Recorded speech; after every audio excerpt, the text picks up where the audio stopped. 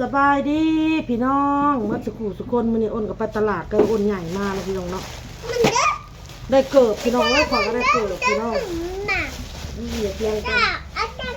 3 คู่50,000กันเลยว่าเอ้ยเขาแจมน้ำคู่หนึ่งว่ะ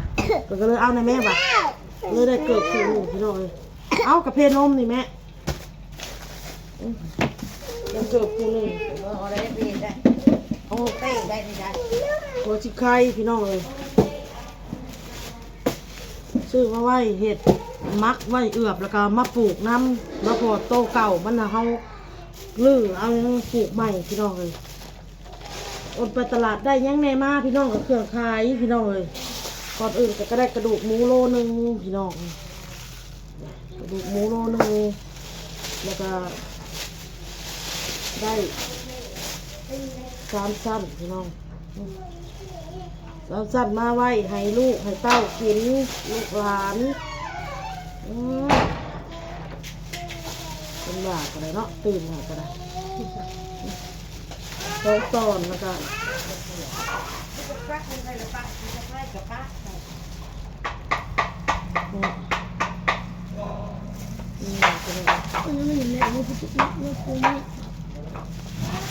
มีถ่านมีไฟบ่เห็ดกินนะเห็ดกินข้าวนะเลยไม่เสียบไม่จามเลยพี่น้องเลย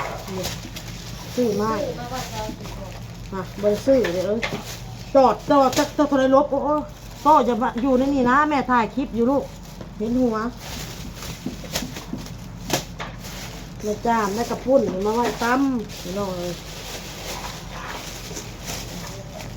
พุ่นโลนึงไว้ตั้มโลนึงที่เราเดียวมันอยากขาวกล่องเลยมันอยากขาวพี่น้องเลย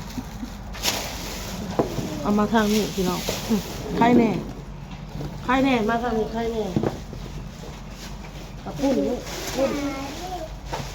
ศึกษาได้ไข่แตะนึงอันนี้ฮะแม่กี้เอาเงินให้ไปซื้อเลยพี่น้องเลย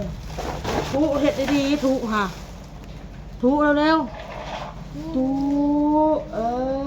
โตหูจักความเด้อป้าลุง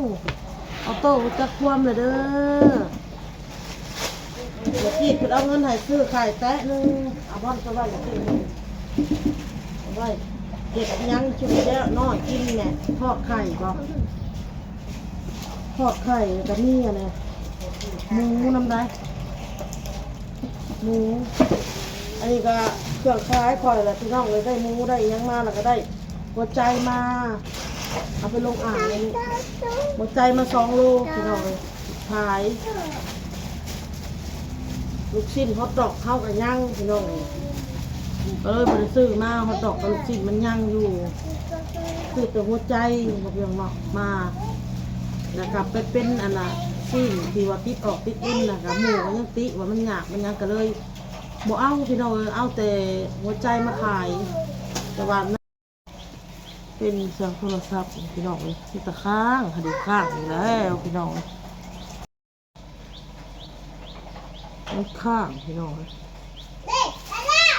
จะรับผักเสริมมันจะเป็นผักที่กัดเจียวกับจุห่ออะไรพี่น้องเจียวพวกเจียวเพื่อนจ้า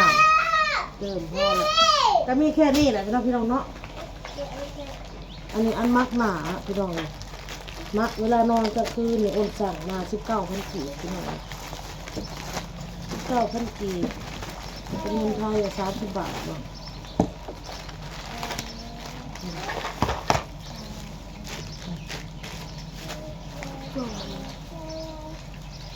เรียกแผ่นมักหนาเนี่ยสักแผ่น1 2 3 4 5 6 7 8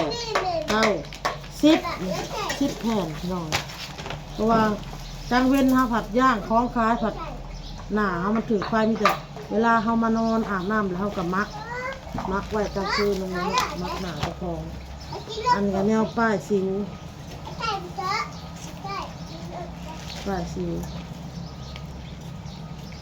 เห็นมันถืออ้นก็เลยสั่งไม่ลงเลยกิบดำพี่น้อง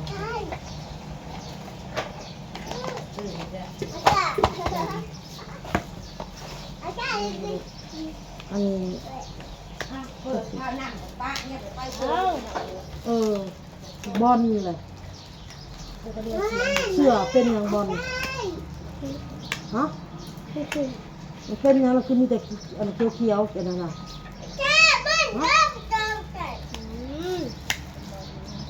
โตอย่าเล่นอย่าเฮ็ด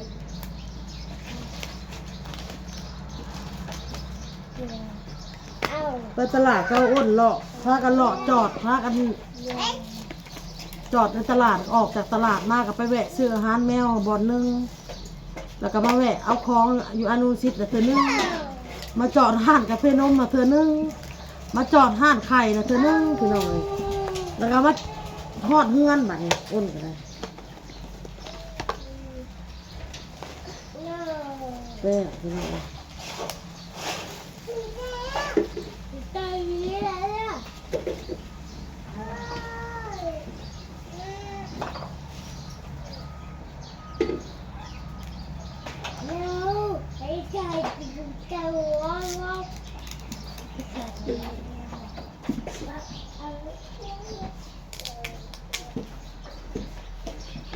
มันเป็นอย่าง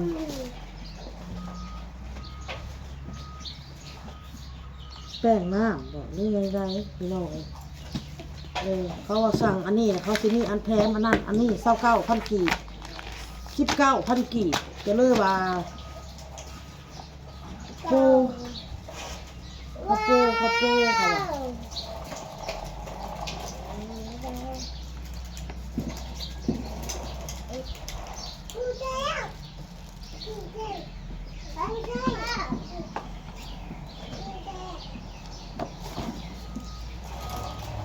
เสียงตายแล้ว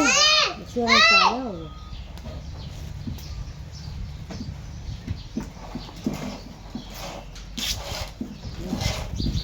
เครื่องเล่เสื้อแค่หนอกแค่ยาวหรอป้าเข้าไม่เขาสโลเป็นเกิดเป็นยังมีเงินนะพ่อซื้อพี่น้อยเงินพ่อซื้อไว้มีเสื้อเด็กน้อยแม่เสื้อเด็กน้อยเขาสโลโตถึง30,000เกิดกับ3 ขู่20,000ขู่มีเงินน่ะซื้อพ่อซื้อเด็กน้อยเขาครับซื้อว่าซื้อเครื่องขายเขาจะซื้อโตปัจจุบันได้เครื่องขายบัดนี้ก็เลยว่าส่งนะโมมีส่งระดับผู้ใหญ่ส่งระดับที่รับเรื่องบอลที่ส่งแต่มันเป็นส่งผู้หญิงนะส่งนางเข้มได้สักคนซื้อมาอยู่เฉยมีนางเข้มนำได้พี่น้องเลยขอซื้อมาว่าไปแล้วเป็นเลี้ยทงนางเข้มนี่เห็นนี่ว่าพัวเฮาอันนั้นบ่ไปไล่บ่เนี่ยเห็นแล้วแม่ห่ออยู่ค่ะซื้อนางเข้มในหมัด1พี่น้องเลยเราเต้เราสั่งเราอยากเราเต้เราไม่ได้ไปเวียกมันค่ะผักผ่อนมึงไม่ได้ไปก็หอมในสวนเลยเทียมไปพุ่นนะเทียมผักหอมคือในสวนเราพอได้อยู่ดอกใส่แจ่วใส่จุเอาปลูกไว้อยู่ตะเคียนไปพุ่นซื้อมาหอมป้อมนี่หอมป้อมก็ได้อยู่ไปเล่มเอาที่ปิ้งหมูนี่แหละเห็ดแจ่วแล้วปิ้งหมูแล้วทอดไข่แล้วให้เด็กน้อยกับปิ้งแล้วก็มาทอดแล้วไข่พอเขากินน้ำได้อยู่ทอดมีน้ำไข่ปิ้งหมูแล้วก็แล้วคือปิ้งหมูนี่แหละหมักหุ่งหมักแตงหมักถั่วกับบริซื้อซ้ำเท่ากันเลยพอมันจับจูดพี่น้องเลยจับจูดขนาดเลยเงินกันเลยโอเคพี่น้องคลิปนี้ก็ได้ล่าเลยเด้อพี่น้องล่าก่อนพอกับคลิปหน้าพี่น้องบ่มียังคลิปนี้กันอ้นมารีวิวเครื่องของซื้อมาแต่ตลาดนี่แหละเศษเครื่องขายแล้วก็เห็ดอยู่เห็ดกินสู่แม่กินสู่ลูกสู่เต้ากินน้ำแน่เนาะพี่น้องเนาะมันสวยแล้วโอเคพี่น้องขอบคุณทุกกำลังใจทุกคำคอมเมนต์จ้าสบายดีพี่น้อง